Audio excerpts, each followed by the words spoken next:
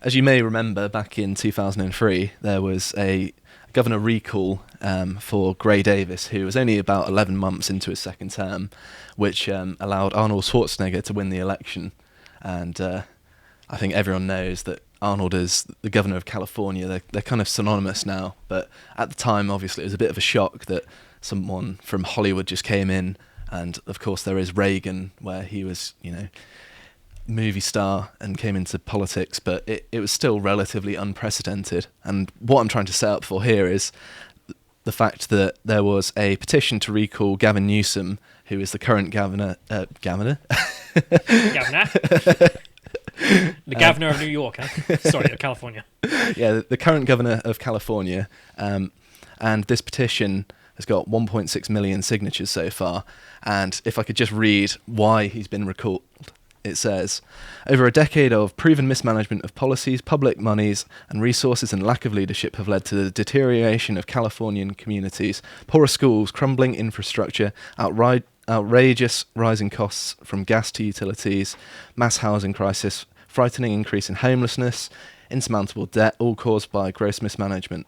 Massive increases in public safety risk by pushing forward laws and policies like Medicare for all and universal health care and laws protecting and helping illegal aliens, putting Californians in the United States, including our veterans, last. Alrighty. And this is what has got 1.6 million signatures. Is that a lot or a little? Well, the population of California is approaching 40 million, so that's a pretty significant amount of the population, and it's enough to trigger a election, I believe, which is set to happen, I think, sometime this year. I think people are predicting around kind of November time. So we have recall petitions in the UK. You have to get 10% of the electorate in a constituency. So I assume there's some limit for this, and they've approached it, or have they got it? I think they've got it. I wasn't actually able to find any information, but I know that the recall election is going ahead, and the actual ballot paper that people are going to be given is going to have two questions where it says, should Gavin Newsom go? And if so, who should replace him? Okay. I'm not sure if that's verbatim what it says on the ballot paper. But yeah. There's also, of course, the controversies recently with his dealing of the pandemic and the strict lockdowns, and then the fact that he was spotted at a dinner at a French restaurant breaking his own rules, just to like celebrate Nancy Pelosi and all the rest of them, Yeah, the hypocrisy of it as well, in that you've seen the kind of viral video of the woman who owns the restaurant crying next to some Hollywood tent that is allowed to go ahead, but she can't open her restaurant, even though they're both outdoor seating.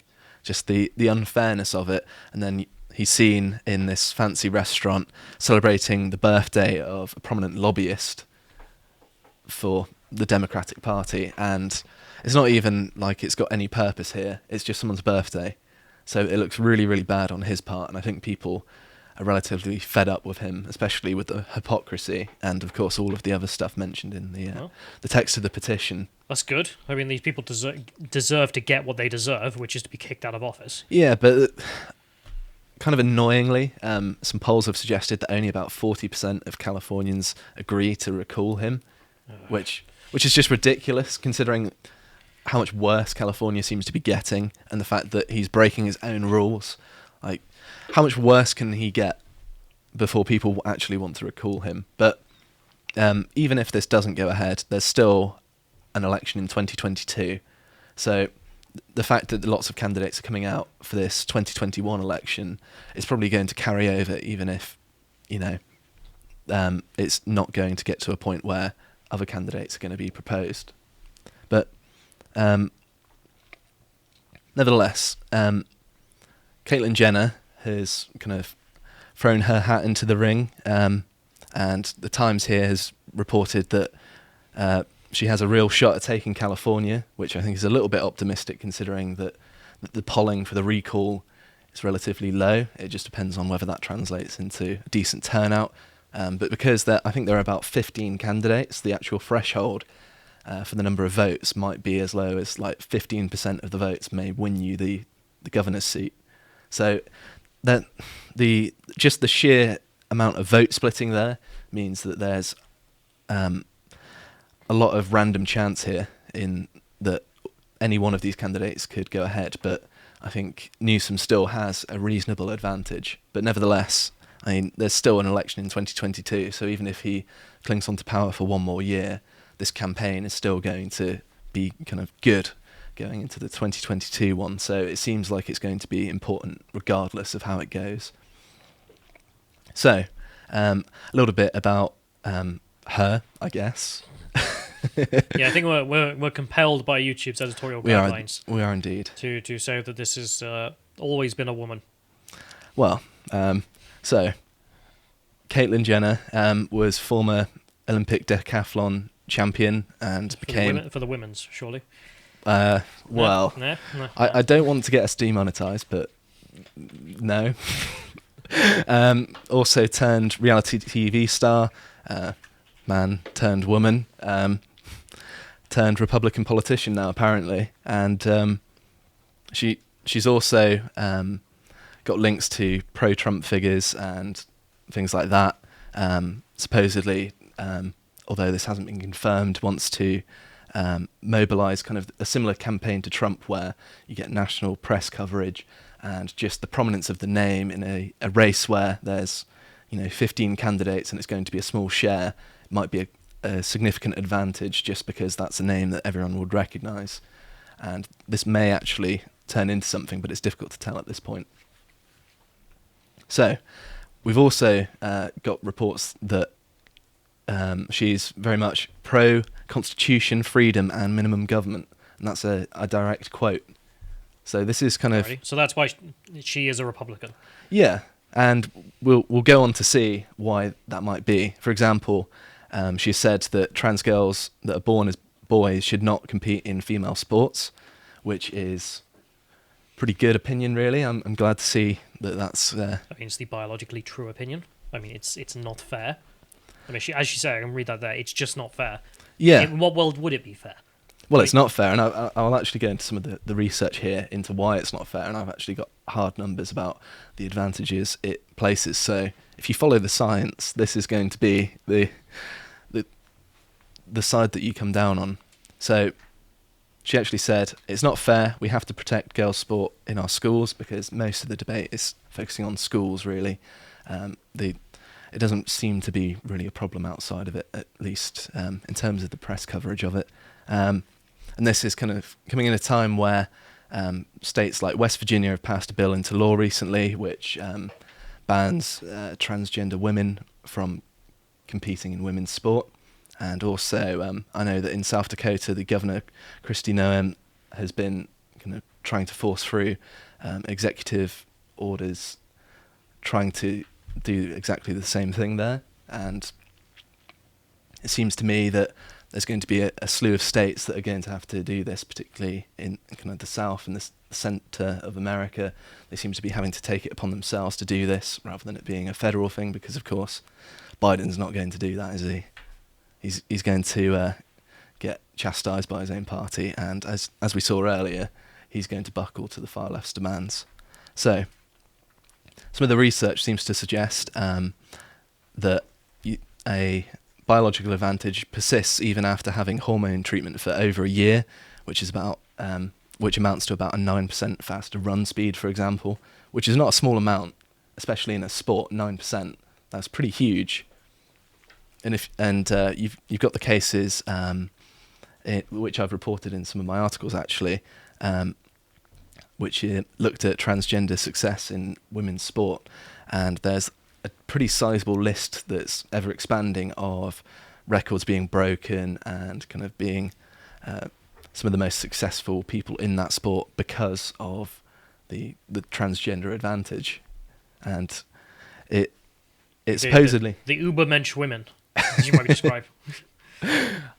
I wouldn't quite use those terms, but... Well, I mean, if they're literally superior women on the I was going to say battlefield, but on the Olympic field, I mean, what else are they meant to be? Because they're definitely women. Yeah, absolutely, YouTube. They certainly are. But supposedly they maintain an athletic advantage, especially if they don't start the hormone treatment, of between 15 to 31%, which is absolutely massive. And if you actually want to keep it competitive and not ruin it, for biological women, then you've kind of got to do this. And Caitlyn, coming from a sports background, I think might be very good in pushing this narrative, or not really a narrative, is it? It's pushing the scientific evidence that this is absurd. Or just it's rubbing not the fair. Democrats' face in reality and being like, look, they can't compete. It's not fair. Well, if they actually looked at the scientific research, they would know that it's all ideological. There's no scientific basis for these supposed balances in competition, and I think she's come out on the right side here. And also, interestingly, she doesn't seem to care about the use of pronouns either. So there was a case where Joy Behar, I don't know how to pronounce her name, but of The View, accidentally used the wrong pronouns after talking about Caitlyn's run for California governor.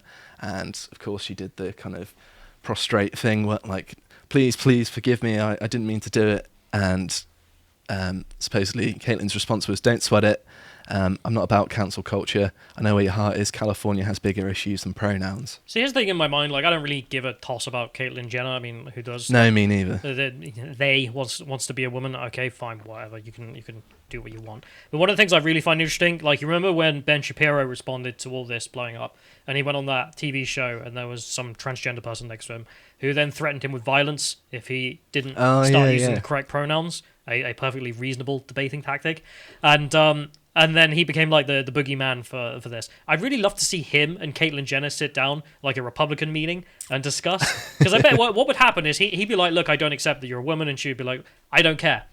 And then that'll be the end of the conversation. Just, I don't care what you think. Think what you want. I bet they're completely tolerant of each other. Yeah, and it seems like there's a completely different attitude held by Caitlyn and the rest of the supposed transgender lobby. And they've kind of renounced her, and they're kind of very fearful of the impact because they're saying that it's going to invite further transphobia, but I'll get onto that in a second. So if you move on to the Twitter reaction, John, but this is kind of emblematic of some of the reactions you can see around the time where Caitlyn transitioned to a woman. So George Takei, yeah. Welcome to the party, Caitlyn Jenner. You're stunning inside and out, stunning and brave. And you'll soon see that as time goes on, he says, this soldier, said it all here, Caitlyn is amazing. And then as he realises what she actually believes, he kind of... I guess Caitlyn Jenner needs to tell us next that America is not transphobic. You can see that the tide has turned a little bit when people actually realise that she's not an ally to the... She's not transgender now. Well, that'll be their opinion. Like, you ain't black. If you've got the wrong thoughts, you're not black, you're not a woman. It's the same vein, isn't it? And if we can move on to the next one as well. Caitlyn Jenner is no friend of the LGBTQ community. Don't call her an activist. She's a menace. Menace. That's menace. Strong words. She disagrees with me, therefore she's not transgender, she's a menace. And I think this is... 40,000 likes. I know. I think this is very representative of the change in tone. Like, everyone was just like, she's so stunning and brave, isn't she wonderful? And then all of a sudden, when she actually speaks about what she believes, they're like, actually, she kind of sounds like a Republican, therefore she is evil and a menace and needs to be stopped. Oh, man. Yeah, none of them are going to get banned for this either. Like, if you had said this about Caitlyn Jenner when she came out, like, no, Bruce Jenner was a menace or something like this, instant ban. Like, yeah, these people, nothing will happen to them. And this is a great example of how the tone just changes, and what would have been kind of forbidden only a few years ago is now the party line. And it's just amazing to see, just explicitly. I can't wait for, like, she's debating Gavin Newsom on stage and he's just like, you're a man. like, he's going to come out in the Ben Shapiro position. I'll respect your name and blah, blah, blah. Oh, man. But I think it'd be quite funny if just any criticism, she could just do what the left does and just like, no, you're being transphobic. Yeah. Just any criticism from the left. Let's talk about her ability to drive. But no, let's move on from that. Are we even allowed to talk about that? I don't even know. I'm not going to do it. I mean, I don't want to get into any legal trouble, but there are some... I'm sure she is a wonderful driver. Yeah. Let's just move on. No, I suppose I best. Yeah, you're going to make a joke. I know you. I'm very tempted, but essentially there was some kind of questions around a road accident where it seemed like that she got away with it relatively scot-free, and it's one of those cases where you think... I love the chat is pointing out here, like, Caitlyn is really tall, and then if she meets Ben, like, Ben is quite short, like a bit manlet, so like, you just the disparity would be great. Just Ben would sit on her lap. Oh, good laugh. Anyway. So if you actually want to read the kind of full progressive view on this, I think this Vox article is probably the best port of call, because it's just freaking out at the prospect of someone who's a Republican and against really the use of pronouns and transgender women in sport. Trans people are dreading Caitlyn Jenner's run for governor. It's amazing how quickly the tone's changed. Like 5 years ago, this... Like, she's going to come out and be like, death to trans people or something.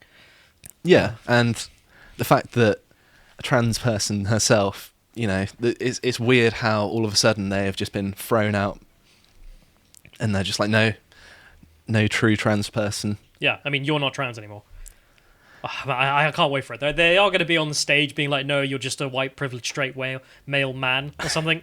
Like, because they can't accept the identity anymore, because the identity is, you know, she's a what would you call it, like a complete heretic to the left. Yeah, so I think my reason for talking about this is it's going to bring really interesting conversation to this democratic election, and it's going to put this all on the national stage where it's going to really undermine the current narrative, because probably the most prominent trans person is against these things that they're advocating for, and it's going to make them look really bad, and I think that is something that's going to be very good, although the chance of the kind of governorship might be questionable. The media coverage is going to be hilarious, I think. If you enjoyed this segment from the podcast of the Lotus Eaters, you can watch the full broadcast live every weekday at 1 PM UK time on lotuseaters.com.